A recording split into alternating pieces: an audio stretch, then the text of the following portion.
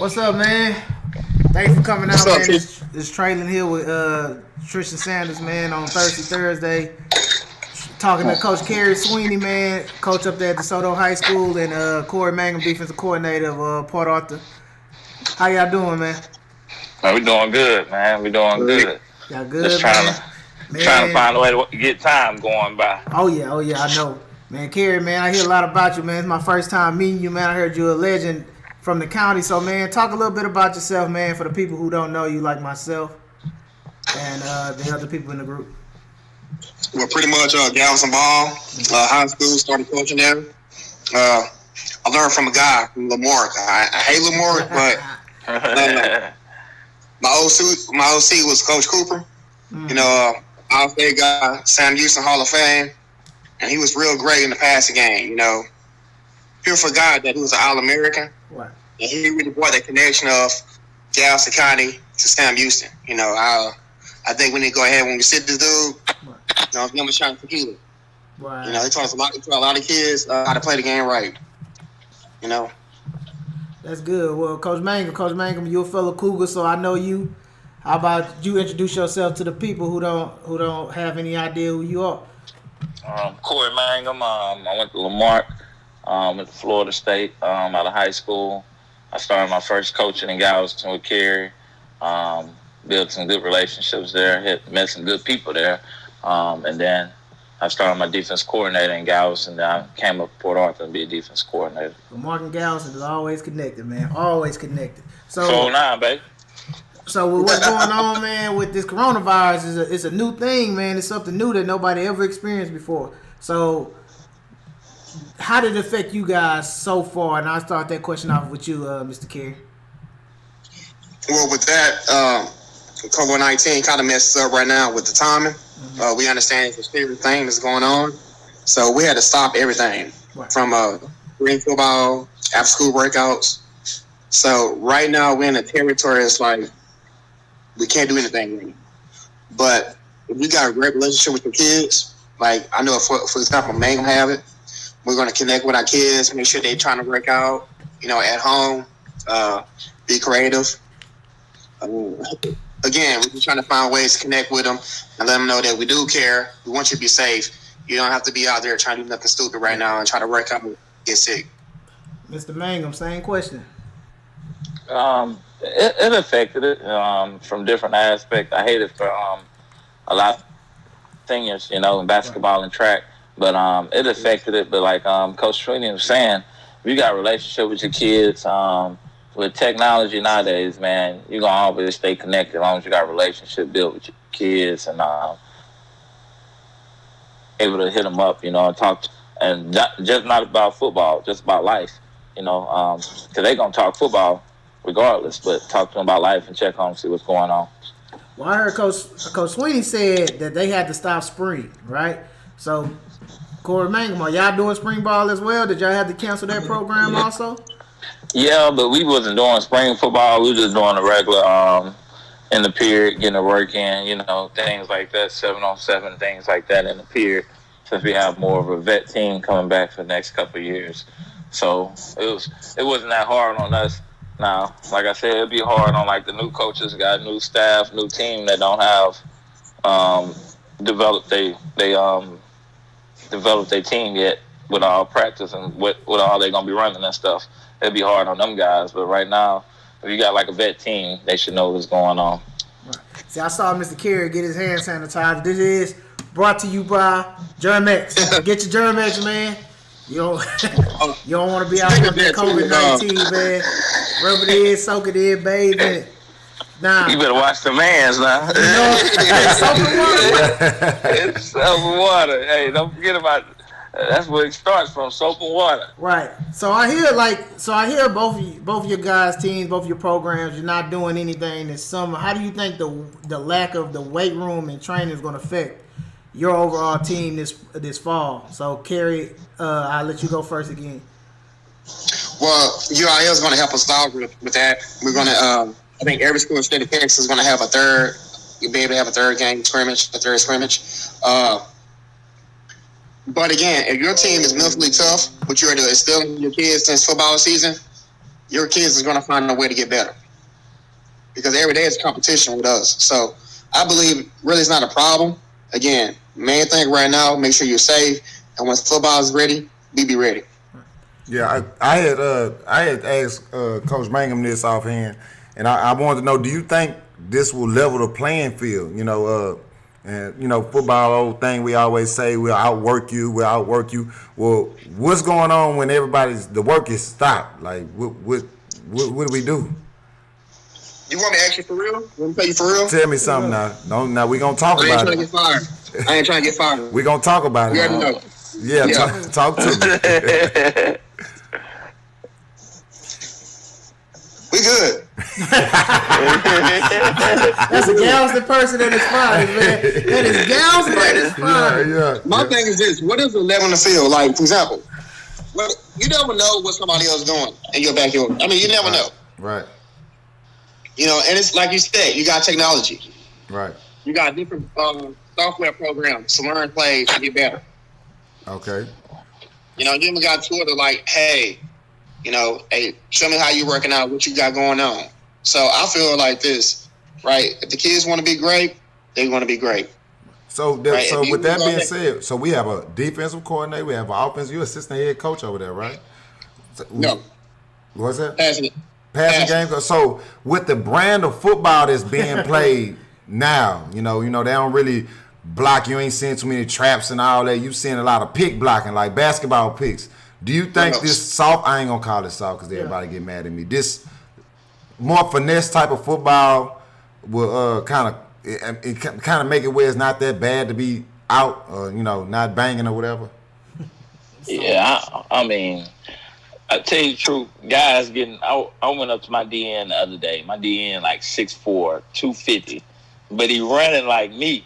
You know what I mean? Nowadays, man, these cats getting so big, you don't gotta bang all the time.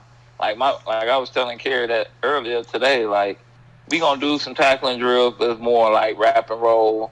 I say now when time comes, if we doing bad in tackling, then that's when we got the old school ways and we going at it, you know what I mean? But nowadays, as long as you got some cats, you build the character and show them how to go and tackle right, everything okay, you know what I mean? Right. But if that ain't going on, it's hurting, Right.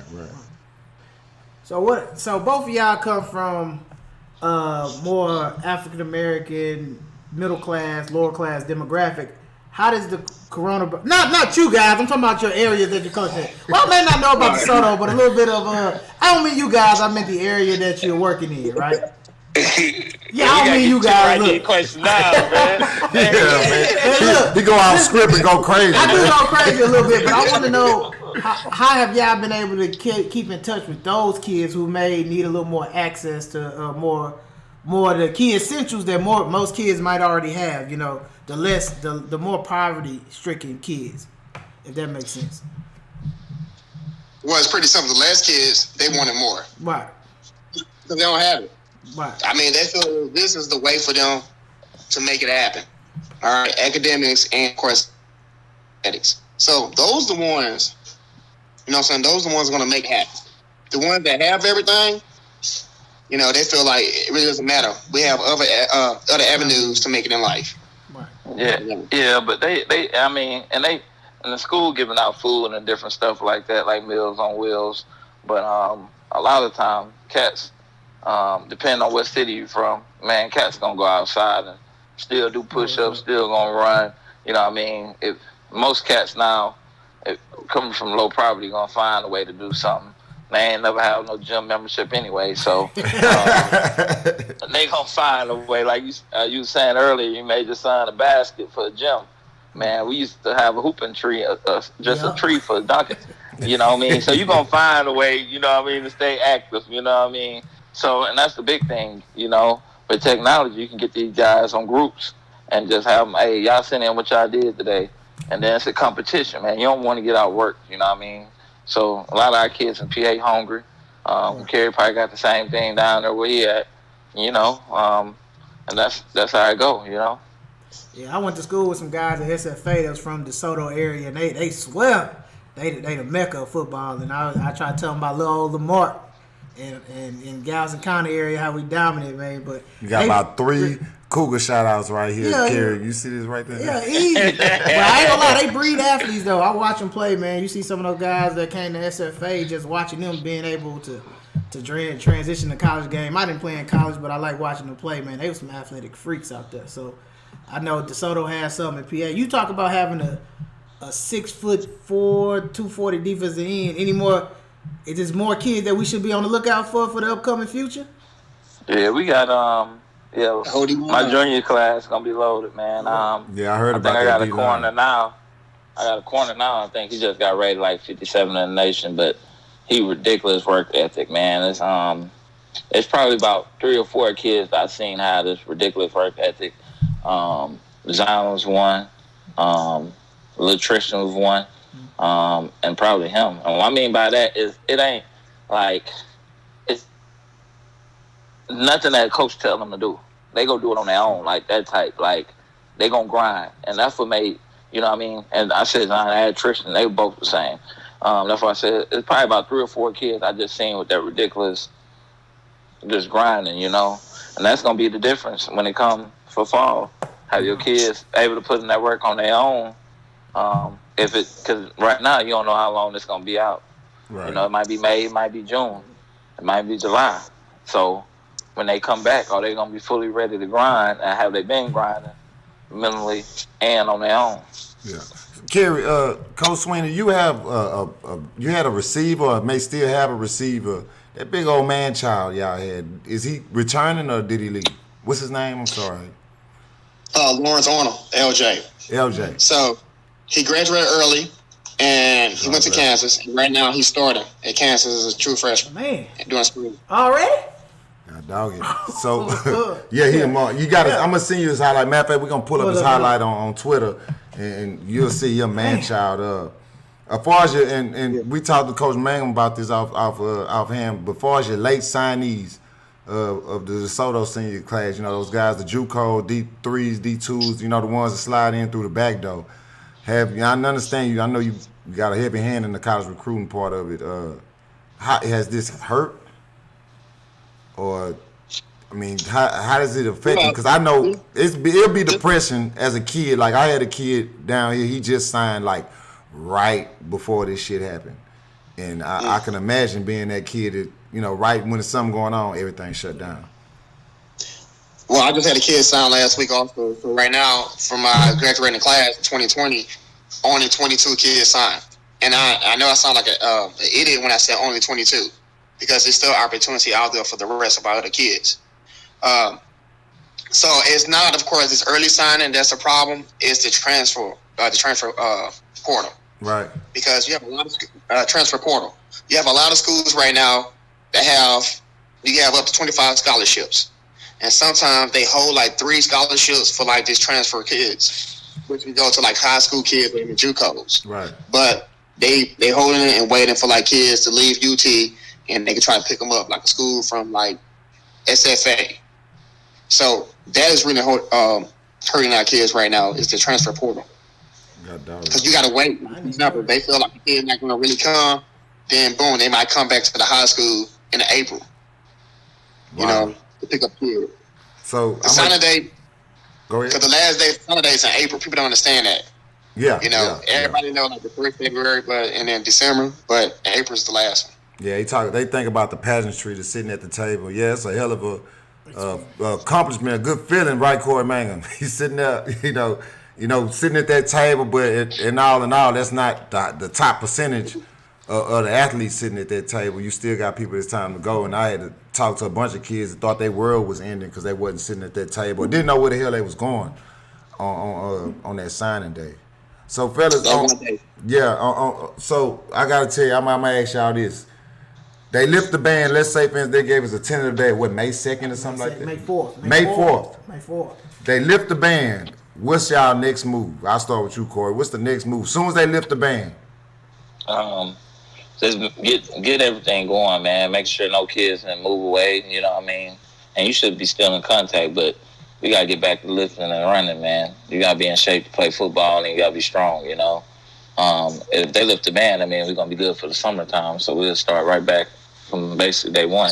Because they do give us 2 hours, right, Kerry, in the summer? Yes, sir. So we still get that time, but you got to get back to getting that strength and being able to run, and beat people in the weight room first, What's going on in Desoto? As soon as they lift that ban, May 4th.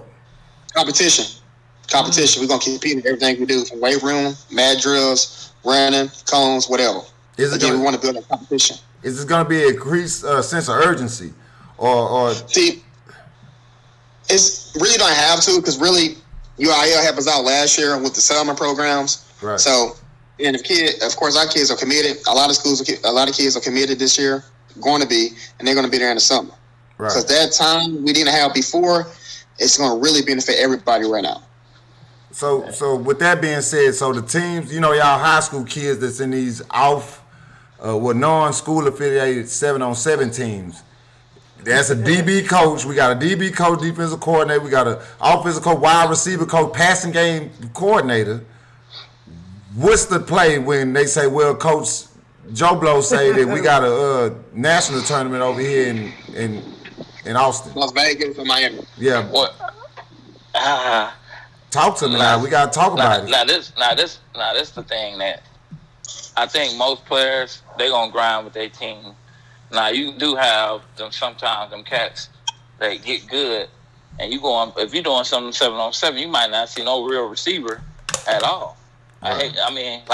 You know how it goes. That's why sometimes y'all talking about going national and going to see some top talent, because you want to go see the top talent sometimes. Right. And so I don't really knock my kids for going to do things like that, because they got to develop themselves too. You know what I mean? But I'm going to get my team out of them, you know what I mean? And the players that know that you're real, they'll understand when you got to be, when you want them there, and what transition. Especially if they're going to a good coach, you feel better with them going, versus them going to somebody that ain't never played the game or don't understand the game, That was my next question. Are you guys selective on the coaches that they may go to get this work? Do you guys pick and choose that if they're not in your program, they want to get somewhere, or do you send them in the right direction to a coach that may help them further their abilities as well as you guys? And that's relative to this time frame that we got right now. This not in general. This is okay, Corona. This is we relative to that type of situation. I don't tell them, but if they bad, I'm gonna tell them if they bad. Just know that. If I know they ain't good at what they do, I'm gonna let them know. You know what I mean? But that's the only time. Do y'all have that problem, DeSoto, 7-on-7? I mean, you already should know me. It's pretty simple with me, right? You can't get a spot. You can't get reps when you're not here. It's pretty simple. And so with that, that really discouraged a lot of my kids from not going. But reality is this. You want to what? You want to win a state championship, or you want to win a 7-on-7 championship? It's pretty simple to me. All right? Right. And again, at the end of the day, you want to get D1 offer, or D1 school's going to be at the 7-on-7 tournament, or they're going to be at the high school playoff games. Right. You're right on that, but what I'm saying is, if a kid might go 1 or 2 times, prime example, I got a top corner. He might not see nobody around here that can really lace up with him. Yeah. You know what I mean? I can't be running routes, you know what I mean? So he got to go see something to keep him just in his bag, and you know what I mean? That's how it goes sometimes. But he understand that as long as he understand the other aspect of the stuff, And this is the issue too with 7-7. As long as you work with the 7-7 guy, directors, everything's good. Me, pretty simple. When you have 7-7 tournaments in January and February, I'm cool with that. But in the summertime, hey, that's your time to get your reps in competition. Yeah. So you got to make a choice of what you want to do. And then with trainers, what you said, T, trainers, I don't have an issue with trainers. But sometimes with trainers, I'm like the daddy. So if you have a trainer that you want to work with, I'm going there and check them out. Right. I'm going to see if it's legit. Right. And I'm going to give you and your parents the 2 cents what I think. Right. Now, again, because with trainers, again, you are paying them to be nice to you. So you can keep coming back. And I'm going to keep it 100. And that's what a lot of parents don't understand. Well, he's saying he's doing great. Why he's not playing? Because he's great because you're paying him. Yeah. You to come back. Right. Now, I'm telling you what he need to do. So if you want to go ahead and compete, talking about, well, this is what he want, blah, blah, blah, play for him then. Play for his team. Yeah, I got you, man. I mean, it's really serious. Like, and you can't be soft nowadays. Because at the end of the day, what is your goal? And that's my tip. What is your goal? Is he going to get you there or I'm going to get you there? Right. I feel you, man. All right. Man, fellas, we really appreciate y'all coming in. Corey, we appreciate part 2. You know, that was some bullshit. The first one was fire. But, man, we thank y'all coming in and talking. Good luck to y'all. Man, I hope they lift that band on that day and don't push it, man. But we'll keep in touch with y'all. Hopefully we can get with y'all during the season and show up to some games, man. I know Kerry looking at me like, look, I know it, man. Yeah, I done had a game pass for 17 years. Hey, Kerry, you give me a pass. You give me a pass. Hey, Kerry, we gonna sure. be in Galveston. Hey, I'm coming to Galveston next year with PA. So y'all just gonna make y'all day down there. Hey, I'm gonna mess around with PA shirt on. The only person that came up here from Galveston County coming to my game or just practice was his son. Roger? That's it. Roger going up there. I think he'll be up there this weekend or something like that. Hey, B. Sweeny didn't make no trip up there? I The only person, listen, Roger, the only person know where I stay. Yeah, I apologize, man. But so I'm gonna bring my sorry ass up there, man. I'm gonna catch me a PA game. They coming to Galveston. I ain't gonna never be there trifling, Corey. I'll be there. And DeSoto, I'm gonna get that kid. Look, man, we'll take a whole Seahawk trip to DeSoto. We go up there anyway for TCU. Don't what you like? We go to TCU. Man, this the biggest snitch in the world, man. I'm just saying, we gotta go, man. We gotta support. All right, we gonna go, man. Don't get snitched. Bye week, we gonna be up there. I guarantee you. We give us a bye. That's right. Your son gonna be up here. It's all good. Man, God bless y'all, man. Y'all stay up, man. Appreciate it. Appreciate y'all having us. All right.